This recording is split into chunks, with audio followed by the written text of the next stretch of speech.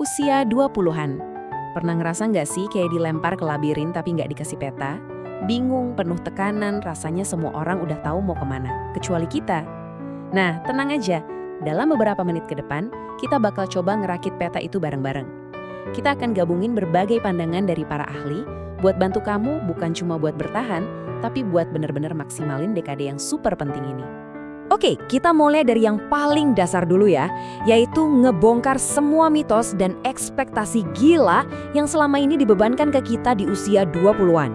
Ini langkah pertama dan paling penting buat ngelepasin diri dari rantai yang mungkin kita bahkan nggak sadar udah ngekang kita selama ini. Dengerin kutipan ini baik-baik. Usia 20-anmu tidak akan menjadi masa terbaik dalam hidupmu. Kedengarannya mungkin agak pesimis ya, tapi coba deh, rasain. Bukankah ini justru bikin lega? Ini tuh bukan ngajakin buat jadi negatif, tapi ini kayak ngasih kita izin buat jadi realistis.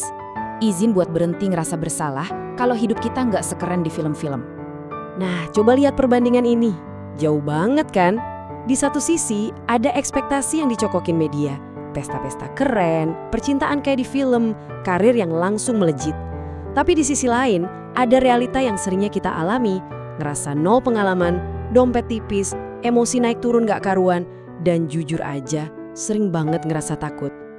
Jadi pesan utamanya tuh ini, kalau kamu ngerasa ketinggalan, ngerasa bingung, kamu gak sendirian, kamu justru normal banget. Tuntutan buat harus sukses besar di usia muda itu cuma fantasi. Merasa tersesat itu bukan tanda kamu gagal, itu tandanya kamu lagi dalam perjalanan, itu bagian dari prosesnya. Oke, kita udah hancurin tekanan dari luar. Sekarang waktunya kita bangun kekuatan dari dalam. Ini soal ngebangun fondasi mental yang kokoh, yang bakal nopang kamu gak cuma sekarang, tapi seumur hidup.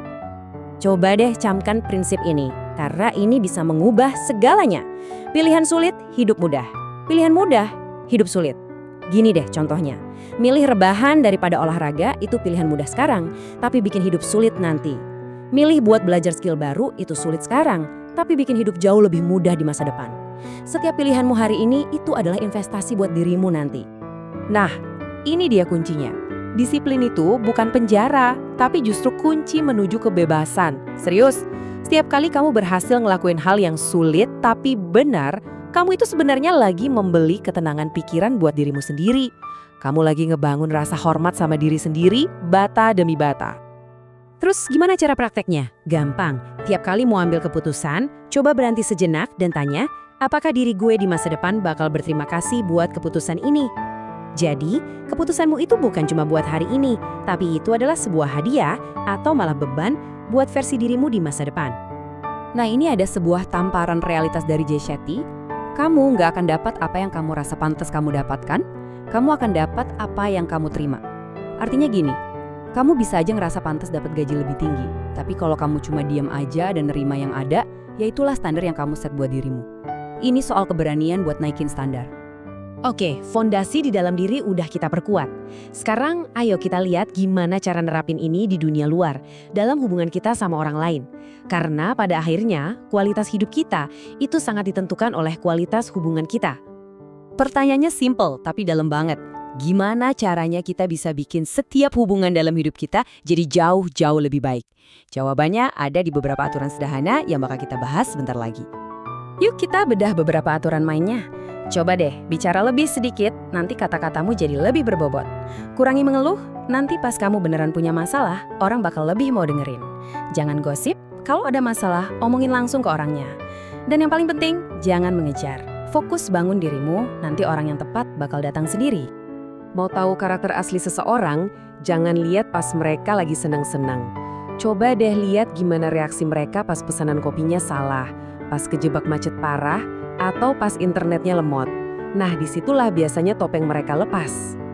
Seiring kamu bertumbuh dan jadi lebih baik, kadangkala kamu bakal melampaui beberapa temanmu. Ini emang menyakitkan, tapi ini wajar banget. Ingat ini ya, orang yang beneran sayang sama kamu bakal ikut senang lihat kamu berkembang, bukan malah kangen sama versi dirimu yang dulu yang lebih gampang mereka atur.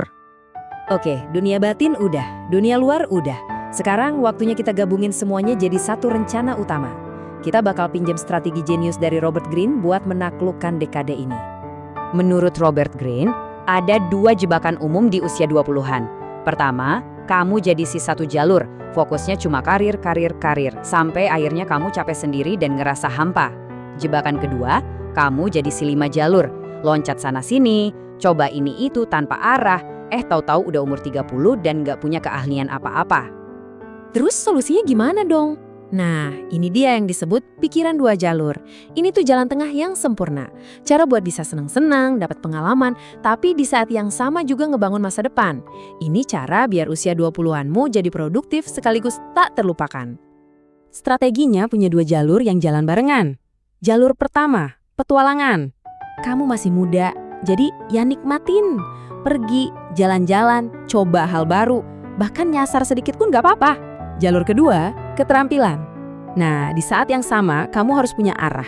Kuncinya, semua pengalaman dari petualanganmu itu harus kamu saring buat jadi skill yang ngebawa kamu lebih dekat ke tujuan jangka panjangmu. Jadi kalau mau diringkas, inti dari semua strategi Robert Greene itu sebenarnya satu. Apapun yang kamu lakuin, mau itu kerja, jalan-jalan, atau mulai bisnis, tujuan utamanya harus belajar. Usia 20-an itu waktunya jadi spons, serap semua ilmu dan pengalaman sebanyak-banyaknya. Nah, jadi apa kesimpulannya? Usia 20-an itu bukanlah dekade buat menemukan diri, lupakan istilah itu. Ini adalah dekade untuk membangun diri. Sekarang adalah waktunya kamu meletakkan batu bata pertama untuk bangunan sisa hidupmu. Jadi ini dia toolkit buat kamu di usia 20-an. 1. Hancurkan mitos kesempurnaan. 2. Beranilah ambil pilihan yang sulit. 3. Kelola hubunganmu dengan bijak. 4. Jalankan strategi 2 jalur. Petualangan yang dibarengi sama pengembangan skill. Dan yang paling penting dari semuanya, jangan pernah berhenti belajar. Kita akhiri dengan satu pertanyaan buat kamu. Coba bayangin, nanti pas kamu tiup lilin ulang tahun ke-30, sosok seperti apa yang bakal muncul? Sosok yang berterima kasih sama kamu atas semua keputusan yang kamu buat hari ini? Nah, mulailah bangun sosok itu dari sekarang.